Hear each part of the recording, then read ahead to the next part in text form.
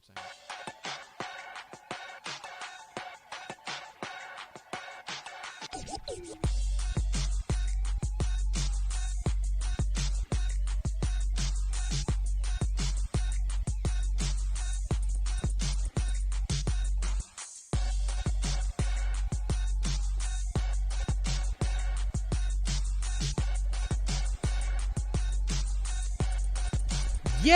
Yes, y'all! From the Dave Campbell's Texas Football Mothership here in beautiful Louisville, Texas, it's Texas Football Today, a show that's been invaded.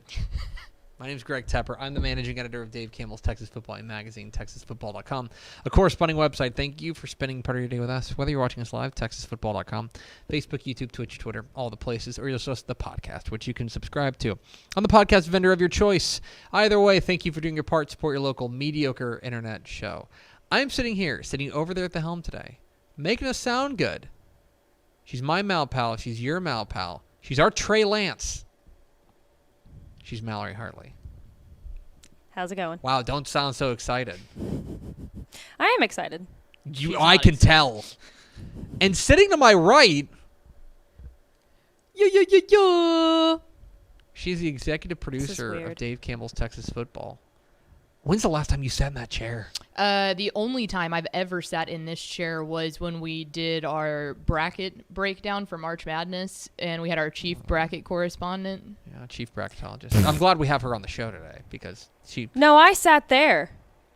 Because remember, because I got that funny picture, I'm like laughing, and then you're like over here like this. It was during March Madness. Yeah, that's what it was. Yes. But because we were all in here watching the March Madness tournament happening, but... we did Helpful Honda Mailbag Friday, and at literally the last second, we asked Mallory and Ish if they wanted to join. So we had a big mailbag thing, and I sat here. We did the and trivia Schmale thing. sat there. Yeah, that's what it was. Anyway, once. Well, this is twice. Today is Monday, November 6, 2023, 17 days until Thanksgiving. Happy birthday to Dr. James Naismith. He invented bouncy hoops. It's episode 1000. Bouncy hoops? He's the inventor of basketball. But he was a doctor, couldn't think of like cutting the bottom out of the peach basket. Dumb. It's episode 1686. Do you realize how different basketball would be if they had to fetch the ball every time they made a basket? It would not be possible. Sounds awesome. Folks, it's one of our most exciting and fun shows of the year. And that's saying something because we have a lot of exciting and fun shows. Every day is an exciting and fun show. It is the 2023 Dave Campbell's Texas High School Football Playoff Predictions Extravaganza. We are going to... The brackets are up. TexasFootball.com/playoffs is where you can get your brackets. TexasFootball.com/playoffs. And we're going to go every single bracket. Every one. And we're going to tell you what we think. We're going to give you our predictions for each region of each bracket here on this here show, and who knows how long that's going to take.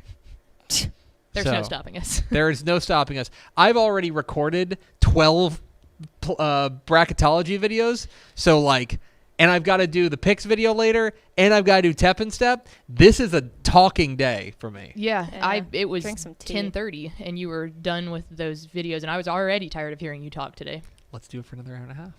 Do we have first four through the door? We sure do. It was Zill0678. Yep. Respect. Just Joey. Just Joey? Maybe it might be my brother. Oh. I don't know. It's not my brother. What's up, Joey? SS_diecast_expressions. Nailed it. Cool. And Paul Roberts. Whose football opinion in. you can trust. What that reminds me of? It's the Keen and Peele football video where they have all of these crazy names, and then it's like Dan Smith, BYU. Yeah. I'm like, LOL, that's funny. All right, folks. It is playoff prediction extravaganza. You can follow along on the brackets. TexasFootball.com/playoffs is where you have everything for the Texas high school football playoffs. Please don't make Matt Stepp's death be in vain. Go to TexasFootball.com/playoffs. That dude grinded all weekend to get you those things. So TexasFootball.com/playoffs. You can follow along. We're going to go every bracket, region by region, and talk about our predictions. We're going to start with we're going smallest to largest. So we're going to start with the smallest classification, 1A Division II. Now, I'm the only staffer who makes picks, but we go get some ringers, some 6-man ringers. And we brought in Bobby Brown, the esteemed Bobby Brown from Texas1AFan.com. Our friend Lehman Saunders, 6-man football insider, as well as Craig Sperry from Press Pass Sports, which you can go and see their fine work there at Press Pass Sports. But we got the 1A Division II rank or predictions here across the board in Region 1. Bobby, Craig, and I are taking Klondike. Lehman's going with Balmorhea, leaning towards Vance Jones, which why wouldn't you? Region 2 is a sweep. Benjamin. We believe that Grayson Rigdon is the real answer there. He's the difference maker. It's a sweep in the Region 3 as well with Oglesby. All three of us like Oglesby to win Region 3. And then Region 4, the experts like Richland Springs. And then there's you. And then there's me. I like Cherokee. The reason I like Cherokee is that was a very close game the first time they played. And it's hard to beat a good team twice, and I think Cherokee's a good team. That's basically it. Also to be a little bit different. But yeah, I think that Region 4 comes down to that District 16. I love up in Region 1 the difference in the two coaches there. Oh, yeah. Because Vance Jones, obviously known as one of the best 6-man coaches of all time and like the longevity of his career. And then you have Dalton DeGraffenreid, who's been there for maybe like 5 or 6 years at this point. But he's like, he started when he was like 23. He's like 29. Yeah. He's been that there is for a 5 funny, or 6 yeah, years. that But comparison. He's there. not 30. That might be if they were to play in a regional The final. largest That might be the largest gap. of age. We need to That's look that up. awesome. Yeah. It's But pretty cool. all four of us like Benjamin to go back to back. This largely comes down to they've got that guy. And in 6-man football, that's all you need. If you've got now they're a good team, to be clear. They're more than just Grayson Rigdon, but it helps to have LeBron James. Having LeBron James is a cool trick if you can do it. And they've got the best player in 6-man football, and especially in 1A Division II, if you've got that guy, that can really make a difference. And he's made a difference the past 2 years in the state championships that they've won. So to borrow a phrase from WTF, correct. And so listen to WTF on Thursdays. Plug. So there you go. We're kind of a split decision in region 1 and Region 4, but we all like Oglesby. Oglesby's kind of the sleeper here. They've been like the number 2 team in 1A Division 2 all year long, but I do like what they bring. But anyway, we all like Benjamin to win 1A Division 2. Feels right. To 1A Division 1 we go, the largest 6-man classification, where a little bit of chalk here across the board, but there's a few disagreements we need to talk about. We all like Knox City in Region 1. Knox City has kind of not come out of nowhere. They're a team we thought was going to be really good, but they have certainly upped their game recently, and they look like the favorite in Region 1. They're all four of us like Knox City. All four of us like the 2-time defending champs in Westbrook to win Region 2. But we were talking about this earlier today, Pickle. They have a legit threat right out of the chute. They play Rankin in bi-district play. If you don't know, only 2 teams in each district make the playoffs in 6-man football. And as a result, you kind of get to the good stuff quicker. Oh, yeah. And Rankin Westbrook is a certified week 1 banger, round 1 banger. And Lord knows if they make it to the regional finals, likely playing Borden County or Ira, that is a tough region. Yeah. Region 3, it's a split decision. Bobby Brown and Craig Sperry like Abbott, the state runner-up from a year ago. Lehman Saunders and I are going with Gordon. Gordon has been a team that has been at the top of our rankings all year long, and I'm a believer in what they bring to the table. But certainly, if they were to play, that would be a knockdown, drag-out fight, and certainly two teams that are at the very top of their game. And then in Region 4, the 3 smart people took Jonesboro. And then, hello, it's me. I took Erie County. You just like to be different, don't you? I'm a little bit different. I also think that Erie. So I'll tell you who else likes Erie County. The computer. The computer likes Erie County. They think it would be a very tight game between these two teams. Erie County, I think, has gotten better as the season has gone on, and certainly. No shade towards Jonesboro. They went 9-1, and that one loss is to Westbrook. But I think that Erie County could spring the upset on Jonesboro. But it is once again a sweep for the state championship. As I took we all took Westbrook to go a 3-peat, which Homer Matlock is going to hate. Yes, he is not a fan of being picked. He's not a fan of me. I'm not either. Sure. Me, Homer Matlock. Yeah. The same. I've actually never seen you two in the same room. That's not true. That's a big lie. That's a lie. I've seen you at the Hall of Fame together. But we all like Westbrook. Yeah, the Hall of Fame. That's what it was. Not AT&T Stadium the past 2 years. We all like Westbrook to win a third straight state championship. I will tell you that I think so traditionally 6-man football, the power is in the West, so Region 1 and Region 2. Mm-hmm. I do think that the winner of Region 3 could give the winner, whoever comes out of the left side, a run. But I think that if you want to say Knox City Westbrook is like for at least the favorite position at AT&T Stadium, I think that's fair. Feels right. I think I agree. Yeah. So there you go. Westbrook is the unanimous pick there in 1A Division 1. This is our bracket, our Texas High School Playoff Prediction Extravaganza here on Texas Football Today. You can find all the brackets, everything you need for the Texas High School Football Playoffs at texasfootball.com/playoffs. It's now time to put these jabrones on the hot seat. Yeah. Stop doing that. No, I'm not going to stop. It's time for the smallest 11-man classification, 2A Division 2. And we got some things to talk about here, folks. A few things to talk about. Okay. Region 1. Ishmael Johnson and Matt Stepp, who are not here to speak on their behalf. Which is so they just don't count. Beautiful. They don't count. They like I love when they're not here to speak on their behalf because I'll speak for them. They're going with Newhome. Yes. They're going with Newhome. Mm-hmm. You two, WTF, also going with the Leopards of Newhome. The reigning regional champion, to be clear. Mm-hmm. Oh yeah, they had everybody come back on like both sides of the ball too, and they haven't missed a beat at all this year. They've been excellent. For me, and because I was debating between Sunray and Newhome, I really was. I took Sunray. If you're listening on the podcast, which was no shock to me because I knew for a fact that your darling sweetheart boy Armando Luan was going to be the reason that you took it, and that's what made it so hard for me. The thing for me of why Newhome was their defense has been outstanding. It might almost be harder to find a better defense in the state in any classification than what Newhome has done. The reason I took Sunray is not just because Armando Luan is my favorite player. It's like the 90%. It's not just that. The other reason that I like them is that I think that they're more tested. Yeah. Newhome, like even Sunray. Like Sunray has 2 losses, right? They're to Groover, who's state ranked, which by the way, we need to talk about Groover. Mm-hmm. Groover is a sleeper in this region as well. And then to Stratford, who we're going to talk about. Spoiler alert for the next one. Mm-hmm. Stratford's pretty darn good. So I look at this classification larger. Sunray's also got a win over Lubbock Christian, who's a quality private school team.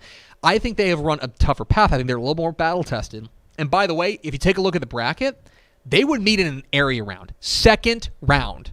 Like that Groover, the 1-point win for Sunray or for Groover over Sunray knocked Groover kind of into the dirty side of the bracket, and we're going to get into that real quick. So one of us or 4 of us are going to be wrong right out of the chute. Region 2. All of us like the reigning defending state champs, the Albany Lions. I think the chief challenger to them, I think, is Collinsville. I'm actually a little surprised nobody took Collinsville because Logan Jenkins and company, they've been unbelievable this year. But I just think you look at what Albany's done, especially defensively, they've been so good.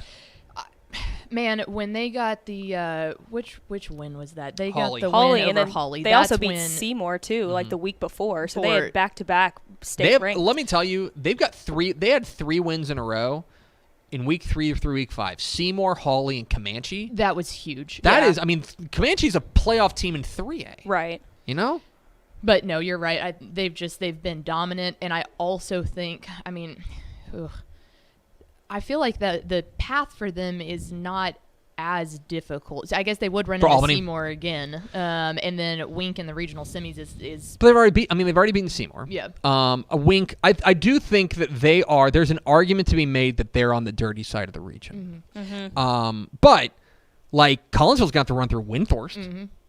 That's not a pushover. No, that's going to be tough. I think for me, the question that I had about Albany was their offensive line. Was Albany in the trenches because that's what they won on last year? Mm-hmm. Were they going to be as good this year as they were last year? And when they went out and when they beat Holly, we just said Yeah. it. When they beat Holly, that's when I realized, because Holly's big up front. They always are. That now, yes, they don't have Austin a division Compton. up too, right? Oh, yeah, Division up. 281. Yeah. So my biggest question, I felt good about Albany's skill players. I felt good about their defense. It was really that offensive line. Were they going to be able to step up to the test? And when they did, I penciled in Albany in my mind as the favorite going into 2A. So then let's talk about Region 3 very briefly. It's Mart. Yes. Okay? Mart has won the region 6 straight years. They have not played a game within Region 3. Okay? Within Region 3, they have not played a playoff game within 3 scores in 5 years.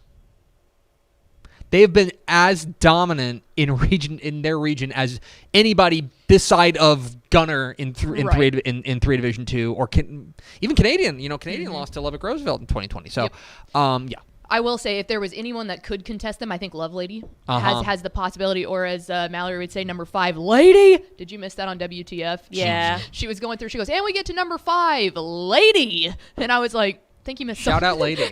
I was like, No. I was like, that's not right. I think Lady you're right. is not correct. If there's a challenger to I still think Mart, that's a 2-score game.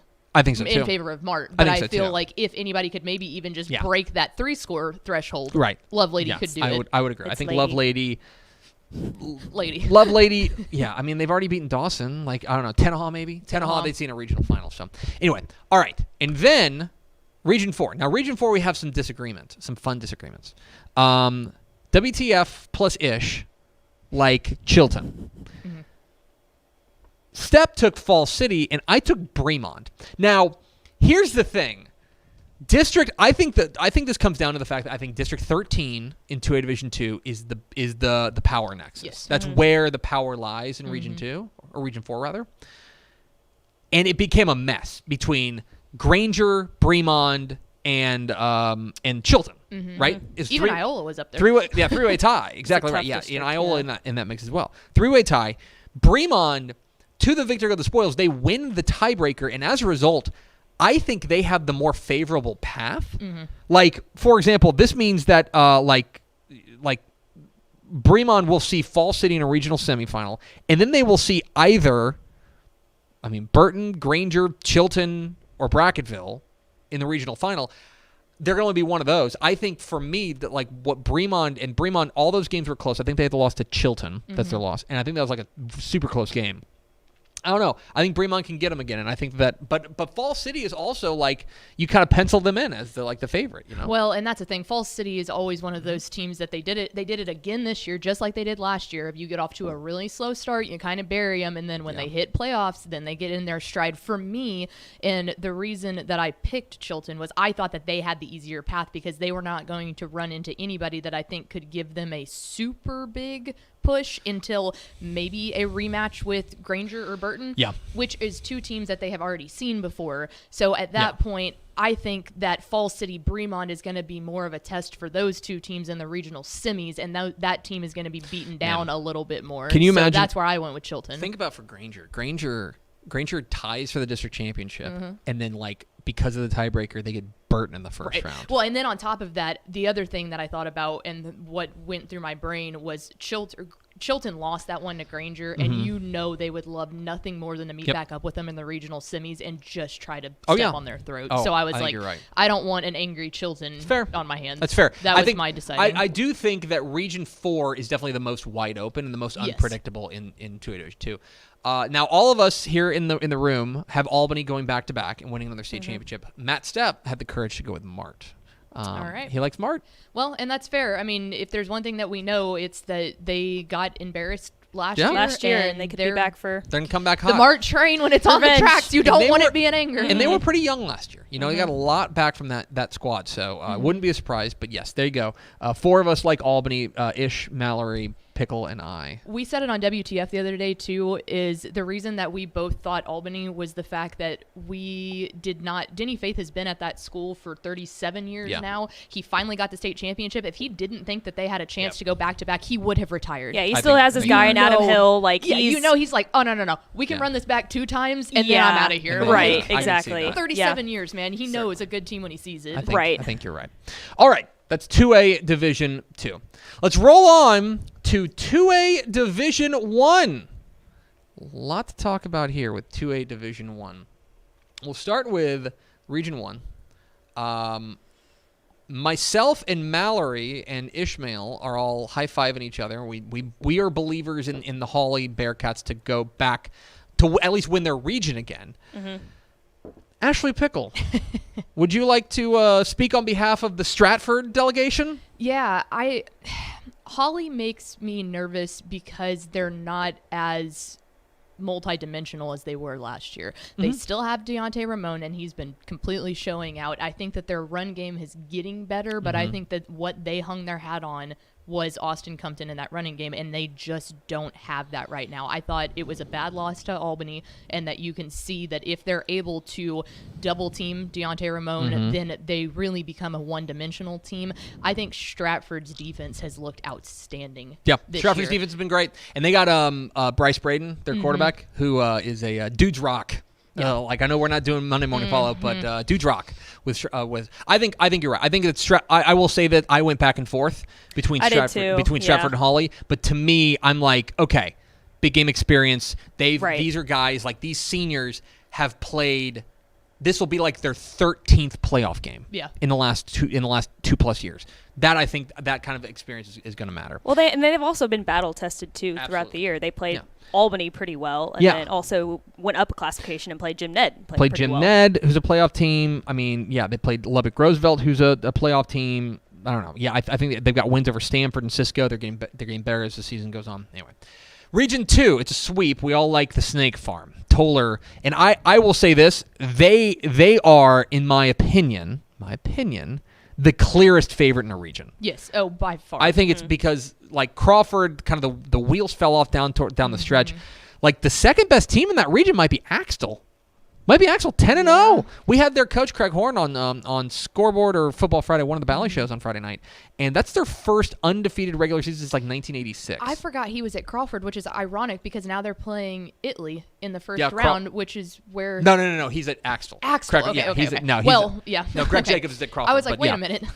But no, he's doing that thing again with another Central Texas team. Yeah. It's taken Axtell to new heights. Yeah, because Marlin is down from what they have been. They've played okay. I don't think Marlin is near as good. Usually we would be talking about Coleman a lot more than we are. But they're kind of down. I think. I don't know if they can score with teams like with teams like Toller. Toller has been, even with, because they've been down their star running back, and they've still kept rolling. Yep. Toller looks like the clear favorite. Region 3, all of us like the Timpson Bears. Perhaps you've heard of the Timpson Bears. Who? Are you familiar? You familiar with their work? Timpson, with Terry Bussey, J.J. Garner and company, they are our unanimous pick there. And I will just say this. I don't think it's a walkover. They might see Beckville again, and Beckville would like some revenge, even though they trounced them in the opener. Garrison does a close game, close-ish game, it's like a 9-point game, right? Cooper. I was just going to say, I think that the gap in Region 3 is even as much of a favorite as we think that Timpson is. The gap is a lot shorter because there's multiple deaths. Cooper's really good. You mentioned the Beckville one. I like Garrison a lot. Garrison's a lot. Garrison's a good team. I think Garrison really like Garrison. Yeah, we talked about them on WTF last week. And how I much come we away like them. from that, like they lost to Timpson, like at Timpson by 9 points. I come away feeling like, okay, Garrison's got some juice. You know what I mean? Well, it's the same thing. We've talked about there has been no other team that's played Timpson even remotely that close. So you've got the one thing under your belt. You've got a game plan now on how to attack it. Now, can you stop Terry Bussey? That's the everlasting question. But they do have a game plan now and know what they could do to fix it. He's the great equalizer. Absolutely. And then there's Region 4. Region 4, all of us took Refugio. Now, I don't think that's necessarily a surprise. I am here to tell you, if you haven't been paying attention, Mason is back. Mason's doing the Mason thing again, where they just run the ball and play awesome defense. I think they're probably the second best team in that region. I think that's your regional final. Yeah, probably. Right there, Mason, because I think that there's... Look at the bracket. Yeah, that's how it would break. Yeah. Mason will come from the top and Refugio will come from the bottom half. I do think that to me, Refugio on the bottom half of that bracket, clear favorite. And then at the top, it's like, I'm interested in Mason and Holland in a regional semifinal. And, I mean, for Mason, they got to go through Thrall, who's not a pushover. Thrall's not bad. Ganado would be fun in the area around. Ganado, then Holland, then Refugio. Like Mason's on the dirty side of the bracket. They got the tough draw. Now, we are split here on state championship picks. Mallory and Pickle plus Ish. You guys took Timpson. And Step and I... I took Oh, Refugio. I'm sorry. I took Timpson. Step and Ish and Mallory took Timpson. And God, for the first time ever, we agree. You agree on something. TFT. Sorry, Refugio, you're doomed. TFT likes Refugio. It's done. For me, this comes down to one thing. Region 3 has not beaten Region 4 in a state semifinal in like a decade. And until they do it, and for all we talk about how much Timpson brings back, and certainly they have show-stopping talent. Mm-hmm. They have show-stopping talent. Refugio brings back a ton, too. Mm-hmm. That's for me. This is ingrained in my brain, and it has been since state championships last year when we called Coach Jason Herring before the state championship games, like we do for Bally, to just talk and get all, like everything out. Hey, here, what are you looking at? The only thing that Coach Herring kept saying was, Haas, we're a year early. Yeah. We're a year early. We were not supposed to be here this year. We knew the next year that we would have a chance, but those were all sophomores last year that went out and absolutely just destroyed everybody in state. They've been all the way there. They've given us no reason to bounce on them now. I think Refugio is the favorite. As much as I would love to see someone else get into there, and that being Timpson and Terry Bussey and all that stuff in his senior year, that would be great. It's so hard to bet against Jason Herring and Refugio. Well, that's the reason I picked Timpson, too, is because they know that this is his last year. This is it. This is it, yeah. And when he leaves, I mean, like, he's the guy obviously there. So when is Timpson going to be back? You know, it might look like Shiner. It might look like Shiner. Brothers. Exactly. So I think that they know that. Well, and also I think you can make an argument too for Refugio is that they have an easier path in Region 4 than Timpson does in Region 3. So they could be, Timpson could be beat up by the time they get to, and I think that's exactly what happened the regional fight. Right. I think you're right. Got exactly. Pushed a couple times last year, and not by a whole lot, but it wasn't. Refugio just blew through everybody last year. Like I think with the exception of the Shiner game, exactly. And even then, it was. Yeah, I mean they won it. They won it. They're the better team. Yep. Yeah, for sure. It's going to be interesting, and certainly like with Timpson, much like we were talking about the 1A Division 2. If you've got that guy, I can't fault you for picking that guy. Like he's that guy. Right. He's the Mr. Texas Football Player of the Year. Like for a reason. Like certainly, absolutely. We always get to this point, and it's just a shame that that's not the state champion. I was just about to say that. Yeah, because that would be one of those so that good. It just hurts. Right. Exactly. But it'll be a lot of fun. 2A Division 1. There are our picks. We are Texas Football Today. We're here every weekday at noon on TexasFootball.com, talking football in the Lone Star State. You can follow us on Twitter at DCTF. Like us on Facebook, Facebook.com/Dave Campbell's. Follow us on Instagram, Instagram.com/Dave Campbell's. And, of course, see us at TexasFootball.com. Coming up here in just a moment, our predictions for the 3A and 4A brackets. But first, you know who else filled out their bracket? These ads. Born and bred in Texas hits a little different, as it should. Texans love doing business with fellow Texans. VCR Now takes its Texas roots as seriously as its many partnerships with schools and universities around the state. It's also why we're so proud to promote our brand in the pages of the Texas Bible, Dave Campbell's Texas Football, and on the airwaves of Texas Football Today. Driven by producing quality broadcast video, state-of-the-art audio, and LED video scoreboards at affordable prices, VCR Now makes sure to listen to your needs in its athletic department before recommending the next best steps. Building great products is our business, and it's our focus on building meaningful, long-term partnerships with our clients that sets us apart. From our 24/7, 365-day help desk, the training lab in our hometown of Red Oak, or our sports marketing business plan that puts money back in the hands of our athletic departments we support, VCR Now is built to last. Reach out to us today at info@vcrnow.com or by calling 855-GO-VCR-NOW. Again, that's info@vcrnow.com or by calling 855-GO-VCR-NOW.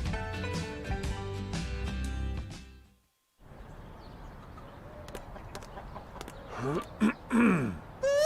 feel like bustin' loose, bustin' loose, come on.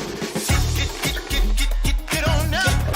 Oh yeah, get on up. Bustin' loose when you wanna sing. Bustin' loose, baby, do your thing. Talking about bustin' loose, yeah. Hi, I'm Jennifer Potter, Executive Director of Be Well Texas. Too many people are struggling alone these days, and alcohol and drug deaths are increasing. We started Be Well Texas to offer high-quality, science-based addiction treatment and recovery services anywhere, even at home. We provide compassionate, caring support, virtually or in person. In many cases, there is no cost for treatment if you don't have insurance. Really. Welcome to Be Well Texas. We're glad you're here. Back here on the Texas Football Today playoff prediction extravaganza. Greg Tepper, Mallory Hartley, Ashley Pickle with you. We've moved into 3A. Let's go to 3A Division 2, where we have some shocking predictions for Region 1 and Region... I'm kidding. Audible gasp. No, we don't. Region 1 and Region 2, I will be honest, were probably the ones that I spent the least amount of time thinking about. Yes. Of all these predictions, it was probably Region 1 and Region 2 that I was like, okay, I'm going to get the pencil out. In Region 1, it's Canadian. Mm-hmm.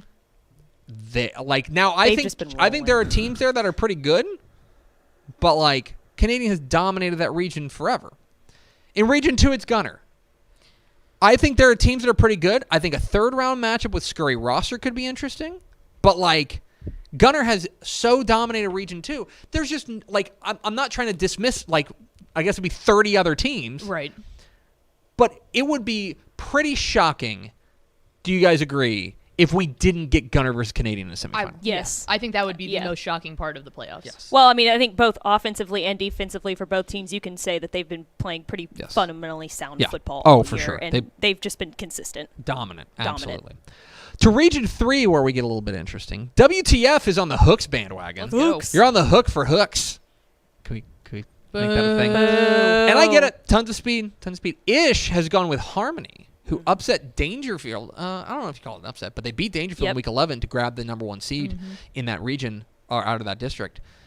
And certainly they were the team. They were the regional champion a year ago, right? And they have all that experience. I think he's well within his rights to take Harmony. I'm going with Newton. Me and Step are going with Newton. I think that they have... I think they have very quietly put together an outstanding season. I mean, they're 8-0. They're undefeated, I should say. They had 2 games that were, they had a game canceled, and then they had they couldn't find somebody else to play them. So they're 8-0. Their defense has been exceptional. We know the athleticism they're going to have. I like Newton. So I think Region 3 is certainly the most up for grabs region in 3A Division 2. Yeah, I went with Hooks because I liked that they already had wins over quite a few of these teams. Harmony being one of them. I thought that the win over Cupper was really good. That's a really impressive one. For me, both of those wins were very early on in the season, and so it was just kind of one of those things like, hey, they've been a solid team since the start of the season, and they've just continued to get better and better. And I mean, it stinks because you will likely get Hooks and Dangerfield round 2 in the area round. And so that's where I kind of went. I was like, well, I think that these are 2 of the best teams in the region. Whoever wins that one, I think, would be the best battle-tested and able to keep going. Newton definitely has the favorable draw, though. You're not wrong there. Dangerfield's the real X factor here, because like they lose that game to Harmony. Like, is that one of those things that buoys them going forward? It's like there are some coaches that will say, "Yeah, I don't mind taking a loss late in the season because it kind of wakes my guys up." Certainly, that could be the case, but I just think Region 3 is so loaded that like you have to finish as high as possible, and Dangerfield as a result got a brutal draw. So. Well, and it was one of those things, too. Last year, Harmony was like that Cinderella team that came out of nowhere. I was kind of hoping, I was like, oh, let's just keep that trend going. We'll get Hooks in here. Nothing wrong with Hooks. Nothing wrong with Hooks. Well, and then they have like one of the best like athletes, I think, in Region 3 and Keyshawn Wells, too. Keyshawn Wells is fantastic. He's a game breaker. Yeah. He's a game breaker, for sure. And then there's Region 4. Everyone in this room, plus Matt Stepp, everyone in Canada, took Tidehaven. David Lucio's bunch has been exceptional. They've given up 14 points this season. That is a true fact. And they've been exceptional. Their defense has been very good, and their offense, we know Coach David Lucio is going to dial it up. Ish took Poth. State runner-up from a year ago. They have kind of reinvented themselves. They're throwing the ball a little bit more. They realized that it's not a sin to throw the ball. they just throw the ball a little bit more.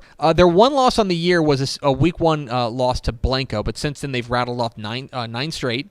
Playing good football. I think if you want to go with Poth, you're well within your rights. But I look at what Tidehaven has put together, and they, to me, look like the favorite. Yeah. I thought about Poth. I did, and I stopped. But then I looked and I saw that they could get East Bernard in the area around, and that makes me nervous because I think Yeah. East Bernard's a better team than people give them credit for, and that's really punch mouth football, and Poth plays well with that, but it makes me, I don't think that they have the offense, even with throwing the ball, to outscore them if East Bernard gets on a trek. Yeah. So Tidehaven felt like the safer path, and I think that they're just fundamentally the best team in that Defensively region. and offensively. I think so. Yeah. Absolutely. And then in the state championship, I think all of us agree that the winner of Canadian and Gunner is going to win the state or is going to be the favorite in the state championship. 4 of us, including everybody in this room, took Gunner. Step took Canadian.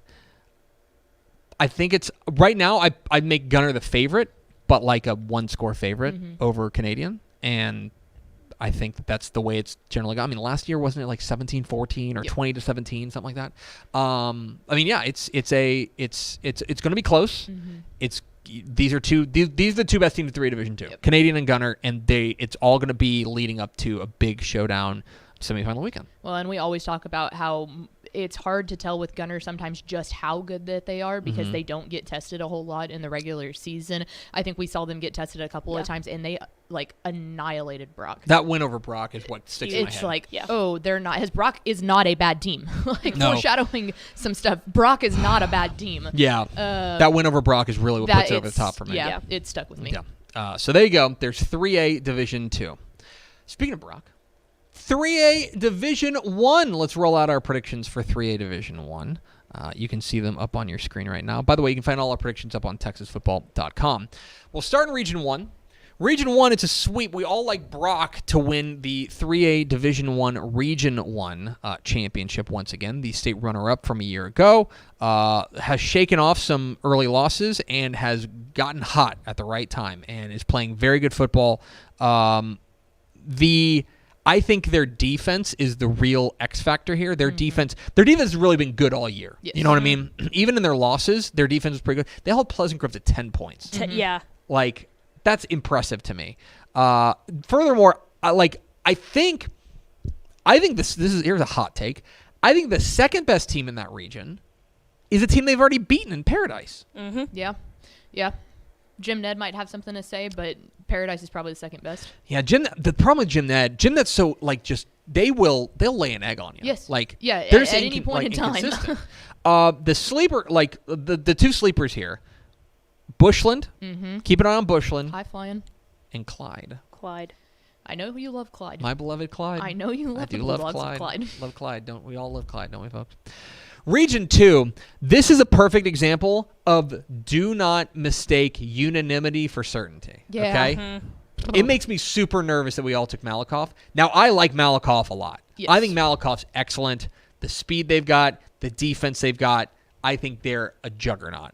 With that said, Winsboro, They're going to run into Winsboro, yeah. Grandview, Whitney, Pottsboro. Yep. West. Region 3 or Region 2 rather, is loaded, and so it makes me tense that all of us took Malakoff. Even though I think Malakoff's the best team, it's like one slip up, and there's plenty of landmines here in Region 2. It made me. I kept going back and forth between Malakoff and Winsboro. I really like Winsboro. I think when they got that big win over Pottsboro in a really, really dominant fashion, they did. That was something that sparked the flag in my mind of, okay, keep looking at Winsboro. I think Malakoff can outscore them, and that's why I ultimately lean that way. But Winsboro was right on the cusp for me. It would not be a surprise for me if Winsboro, because they're so physical. They're a fun football team to watch. And their quarterback, Kyler Finney's a dude. Yes. He's a straight-up dude. Region 3, here's a funny thing. Nobody took the 2-time defending champs to win their region. We've all just kind of forgotten about Franklin, but all of us, or rather everyone in this room, took Columbus. Columbus, and then Ish took Hitchcock, presumably to at some point avenge a loss to Columbus. Look, I hate to give Ish credit, but shout out Ish for picking Hitchcock. They could do. I mean, certainly the upside is there. The upside is there. Let's talk about Franklin for a moment. We're certainly not burying the 2-time defending champs because they lost one game. I think this is more about how good Region 3 is. Oh, it's deep. This we've talked about this earlier. This has got to be one of the deepest regions out of any classification, point blank. We didn't even mention Lorena. No. Right? Lorena's in that mix. Who else is in it? Little River Academy. This is a really good, deep region. And to talk about the team we picked to win the region here, I think Columbus, the word is complete. Yes. When I watch them and I see what they do, they are good at everything. They're good offensively. They're good defensively. They're sound on special teams. They block well. They tackle well. They do the fundamentals. They run the ball. They throw the ball. Like, I don't know. Columbus looks like the most complete team to me. Yeah, when they not only beat Hitchcock, but I was about to say that. a hurting on them, and Hallettsville too. Like, I mean, Hallettsville is one of those teams that we haven't talked about much that still is a pretty good program, but Yoakum, I mean, LaGrange and Giddings, those are good teams too. Their resume is unbelievable, but for me, it's the fact that, like I kind of mentioned earlier with Holly making me nervous being one-dimensional, that is just not the case. Yeah. The superstar quarterback, they've got the whole clan of Shobles out there. Like, until they're gone, it's hard to pick there's against just them. more No, Shobles. yeah. They There's just more keep going. Shobles. There's so many There's Shobles. so many Shobles. So here's the thing, and I'll just say this, and certainly I'm drawing some broad conclusions here. We could have regional semifinals in Region 3 of Hitchcock versus Franklin and Lorena versus Columbus. That rocks. That's hot. I mean, even the bi-district matchup, Hitchcock and Little River Academy. That's a great game. Hallettsville and Franklin, Lorena and Yoakum. Yoakum, yeah. I was gonna say, Lorena both of them Yoakum. being played Thursday night in College Station. I That's want to get sleepy down there good, so yeah. bad. Yeah, you're. I can't. You'd start a dumb show. Oh, no, it's not that. It's Oh. that we have 50 games that we're broadcasting on Thursday night. On Dave Campbell's Texan Live. Live. TexanLive.com to stream a bunch of games.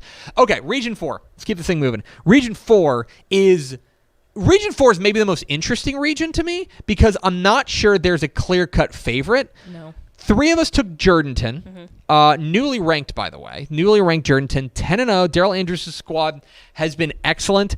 I am not quite sure how battle-tested they are. Their opponents are combined 38 and 60 on the year. But you can only beat the teams in front of you. 2 of you guys, who was it? It was Ish and Step, took Edna. The reigning regional final champion. Why are you making that noise? I have nothing to say. Well, I was going to take Lano. Okay. You want to cut his mic for me? Yeah, I got you. Hey, did Arlington make the playoffs? They did. They get Highland Yeah. Park. Because Coppell made the playoffs. Kick them. Because Coppell made the playoffs. All that's to say, Yeah, we know. Edna's the reigning regional champion. You're well within your rights to do that. Their losses on the year are a 1-point double overtime loss to Refugio. Yeah. And then they got beat by Goliad. Real sleeper here. Goliad. Real sleeper in Region 4. Yeah, Region 4 feels more wide open. I think that it's not fair, but like we all view that as like, oh, who's going to get fed to the Region 3 champion? Because Region 3 has dominated Region 4 Right. historically. Well, we'll have the answer to who is right here in the area around. Because the thing is, Region 3 is like the speed region, Yes. and Region 4 is like the power region. Oh, hard hitting. I mean, you look at Edna's or Jourdanton's Yep. offensive line, and there are some big old boys. They're like huge. and that's what has been the issue in Region 3 is they just run past them. Yep. Franklin's done it the past couple of years. And even any of those other teams can do it too. And when Franklin won the 2021 state championship, they were in Region 4, but like there was just kind of a known, they were like, goes District 13, and it was just like, oh no, they're a Region 3 team that just happens to be in Region 4, and they ran through them because the speed's such a killer. So, but Region 4 is going to be really interesting. If we get to a Jourdanton-Edna matchup, area Literally matchup, a second round matchup, which is unkind. be banging. Also, keep an eye on Universal City Randolph. Little. I think they got a favorable draw. All right, but as far as champions are concerned, all of us basically copy-paste Region 3. We all think the champion's coming out of Region 3. I think this is Brock erasure, quite frankly. I think Brock is going to have something to say about that, and especially if they get to a state championship game against a team like Columbus or Hitchcock, who is there for the first time, I think that Brock has the experience, that advantage, state yeah. championship experience is a big deal. Big deal for Billy Mathis's squad. Keep an eye on this. We all like Columbus or Hitchcock to win the state championship there, but I think that, and especially, I mean, who knows if Malakoff can get by Brock this year. I was going to say, it's also something that we sometimes it gets buried down in there, but every person that's coming out of Region 3 is going to go through the gauntlet week after week after week, while Brock just kind of might peter along into the state championship. You know, like they're well rested and not beaten up. Until maybe they see Paradise. Yeah, again, and that's right? I mean, but that should be 3 rounds in. You know. Anyway, so there it is, 3A Division 1. We're rolling on with our Dave Campbell's Texas Football High School Football Playoff Prediction Extravaganza. Greg Tepper, Mallory Hartley, Ashley Pickle with you. We're halfway through. 45 minutes in. Let's go to 4A. 4A Division 2. Let's roll out our predictions for 4A Division 2. Lot to talk about here. Some fun things here. We'll start with Region 1. Region 1 is the one where there's the most disagreement. 3 different teams get votes here. We'll start with Ashley Pickle, rolling with the Graham Steers. I had to dial up my Brent Homan energy and say go Steers. That's it. That's the only reason. No. This was a difficult region for me to pick. I feel like when you want to talk about there not being many gaps, this is definitely it. I think that Graham's offense has looked really good. And I do think, like, it's really important to your point, it's really important to not overrate one result. Yes. They have a 1-point loss at Hershey. Not a great result. Right. It's not a great result. However, the rest of their resume is like sparkling. Is very impressive, Yes. and I think Ty Thompson is he's a a stud player. And when it comes to that kind of thing where the competition's all pretty close, if you have that one guy that can really sling it, I think that they can just outscore people. Matt Stepp took Canyon West Plains, the Wolves, 9-1, champions. That feels like a hipster pick. Champions of District 2. But I'll tell you, like they lost week 1 to Bushland, okay? At Bushland by 6 points. Rattled off 9 straight, including wins over a 5A playoff team in Amarillo Palo Duro, Canyon, Seminole, handing them their only loss of the year. West Plains can go. West Plains is a fun team, and their offense averages 49 points a game. They are dangerous. But the pick for Mallory, Ish, and I, the courageous pick, the Lobos of Monahans. Folks, may I tell you of the good news about Chino Navarrete? Yes. Their quarterback. Yes. He rocks. He's really fun to watch, and they are rolling people right now. And they're averaging 53 points a game. They opened up their year with wins over Shallowater and Andrews, which is when I think people really started paying attention. They handed Fort Stockton their only loss of the year. This is a dangerous, dangerous ball club, and I love what Monahans brings to the table. If Graham and Monahans was to meet in the regional semifinals, like you want to talk about quarterback, yes, so much fun. Yes. Fun as heck. Yeah, that game might last 4 hours, and there's going to be 87 points scored. I know. That would be fun as heck. Anyway, that's Region 1 or Region 1 to Region 2, where everyone here has chosen the Carthage Bulldogs. Now, again, this is another instance where we need to make sure that you understand that just because we're unanimous does not mean we're certain. I think Carthage has to be the pick. Yes. They're the number 1 team. They're undefeated. That win over Kilgore in the season opener is looking better and better. Because Kilgore rocks. We'll talk about them in the next one. They have. I think that quarterback Jet Surratt has grown. I think the offense has found its identity, and more importantly, their defense is really good. I think you could tell, like, obviously, yes, they got the huge win over Kilgore, and that was great, but we still had so many questions at that point as if Jet Surratt was going to be the correct choice there. The win over Van is what sealed it for me. That was a really good Van team in week 10 of the season where they just went out there and destroyed them. And they did frankly, a vintage Carthage team, which is like 7-7 in the second quarter. They score right before halftime, and then they come out and they put Van in the figure 4 leg lock, and they make them tap out. Like, that's what happened. And now, here's the thing. This is a deep district. The region's crazy. Yeah. Pleasant Grove. Yep. Undefeated. Number 3 in the state. With an unbelievable amount of athletes. Unbelievable playmakers, right?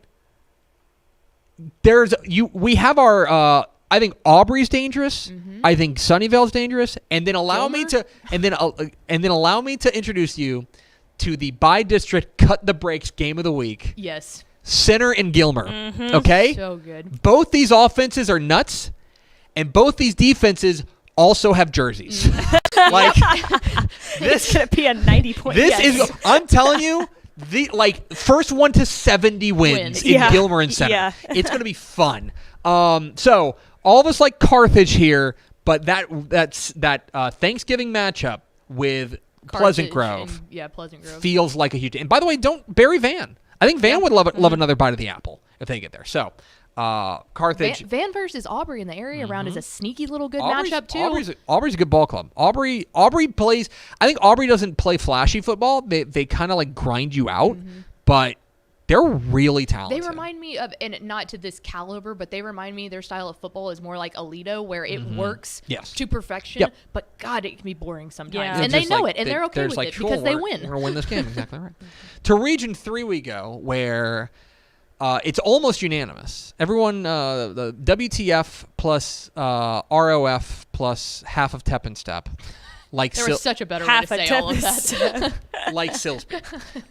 And I don't disagree. Silsby's awesome. Silsby's fantastic. Ashton Cartwright, Trey Kibbles, They've got that some one guy. some other guy, May have heard of them. Draylon Miller. I mean, they've been great. They've been unbelievable. Okay. Now, I'm a little concerned that there's a little bit of a book out on how to slow down this offense, because West Orange Stark did it and Jasper did it. I was just about to say. Okay? That is why the team I'm riding with, folks, the Belleville Brahmas. Belleville's got 3 1,000-yard rushers. Yeah. Okay?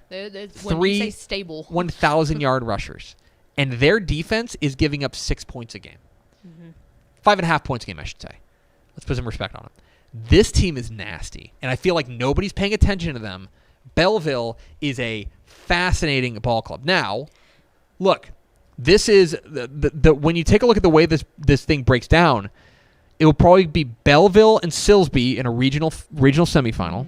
That's if they get by Madisonville, because Madisonville's Well, no I mean, push they over. even get West Orange Stark in the first round. Like West Orange Stark's a tough 4 seed. Right, their record doesn't even indicate like how good they actually are. Well, and that's my thing with Belleville is they've done so well. I just don't think they haven't been battle tested No, near as hard that's fair. as Right. Silsby has. That's fair. Like Silsby I've has. seen Yes, Silsby agreed. not only one just go out there and destroy people. I've seen Silsby pull through some pretty tight wins, and that's what's been impressive. I don't think Belleville's been pushed. Let me allow me to now put in let me just get in front of the comments that we're going to get from this.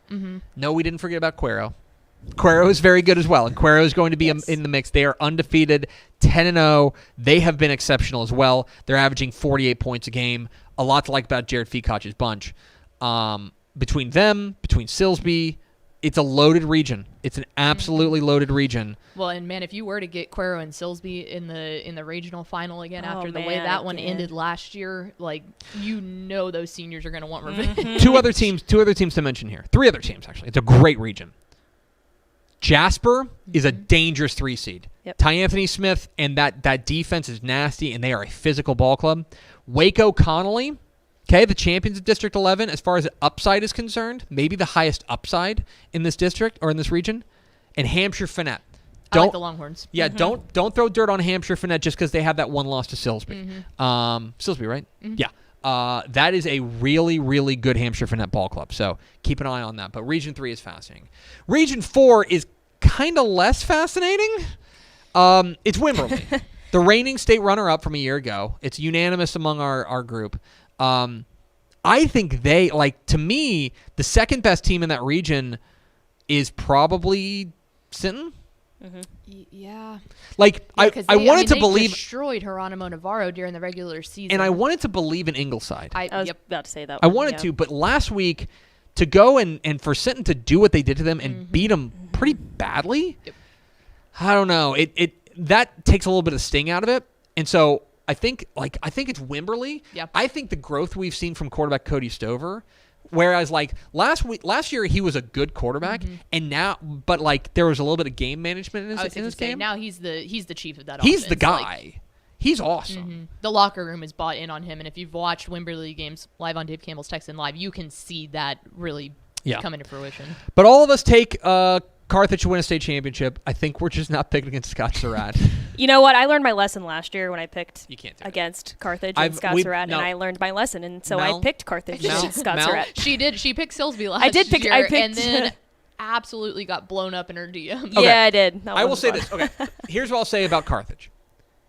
If you're going to beat them, you have to beat them on or before Thanksgiving. Yes. Okay? 110%. The later it gets in the playoffs, the worse better it is they for you. are. Yep. The better they are, plain and simple. So, to me, it's Pleasant Grove. Pleasant Grove's the opportunity. That's the one team I think that can beat them. Because if they get to a title game, I don't care if they're playing the Dallas Cowboys. 9 for 9, people. 9 for 9. They've got a better record in AT&T Stadium than the Cowboys do, period. Like, at any given year. You're right. Well, that's not hard. Yep. Okay. All right, let's roll on to 4A Division 1. To 4A Division 1 we go. Where a few different things to talk about. This one gave me headaches. Yeah, this one's a lot. Headaches. This one's a lot. Region 2 made me want to claw no. my eyes out. Oh, I know. Even Region 1. I no. want to come back to I mean, this like, thing it's like just 4 like, times. yeah, it's tough. 4A Division 1. We'll start with Region 1. 3 of you guys, WTF and Ish, like Brownwood. Ish wants to change his pick. The Lions... The Lions get your pick, the champions of District 2. They've got that one loss to Stephenville. Can you imagine? Only Ish has the courage to pick a Stephenville-Brownwood state semifinal. Can you imagine? No. The crowd. Imagine. There'll be 70,000 people there. That would be so awesome. Yes. So, Brownwood, Ike Hall and quarterback has been very good, and their defense has been very good as well. Step and I are going with Decatur. I think this is a team that a lot of people threw dirt on in the early going when they lost to Anna. They started 0-3. Yeah. But look at their losses. Anna, Aged well. Stephenville, you may see them on this graphic, right? And Wichita Falls Ryder. And then they lose in overtime by a point at Alvarado. See, it was those two. It was the Ryder game and the Alvarado game that just didn't But since then, set well. they've been humming. Got a win over Hershey. Got a win over Springtown. I don't know. I think they're getting healthy. I think they're finding their way, and they also have that pedigree. They've made deep playoff runs before. Yeah, I will last year. Yeah, I did think like something that went through my mind is that their head coach Steve Huff knows how to win. Absolutely. So I did think about that. I think Brownwood is the more well-rounded team. I think that Brownwood has had a much tougher schedule. But the one thing that made me nervous was I love Sammy Burnett to death. He doesn't have necessarily that pedigree when it comes to being in the playoffs. Not compared to Steve Huff. Not compared to Steve Huff, who has been in AT&T Stadium for 2 of the past 4 years. Yeah, exactly right. Yeah, I think you're right. Especially with startup programs. Decatur's one that has a thing. But it was hard. That one was a difficult choice. Speaking of difficult choice, Region 2. Region 2 is the real like litmus test for like it's a Rorschach test for like what you value. WTF is rolling with Anna. Explain yourself. I think that Anna has the favorable part of the bracket here because I like La Vega, don't get me wrong, and I like China Spring. Normally in the past I'd be going, oh, that district alone with 3 of the top teams in the state is worried. I saw China Spring play in person against Stephenville, and their offensive line makes me nervous. They have a good quarterback in Cash McCollum. Yes, China Spring makes me nervous. It's worth mentioning that a 2-time defending champion lives here, and nobody's picking them to win the region. Yeah, no. I don't think that China Spring has got that dog in them like they have the past 2 years. And then Waco, La Vega,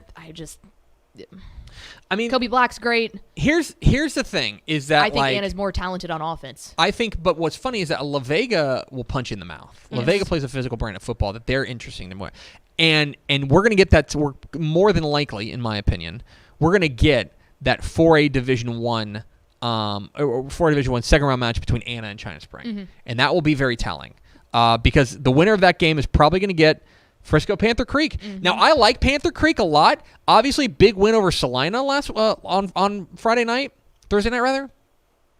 But this is like I just think playoff football is different. Yeah. You know what I mean? Like that's one thing. Like I like this Panther Creek team a lot. I'm just not sure exactly like how they're like when they run into a La Vega, right? Who's got tons of pedigree. What happens then?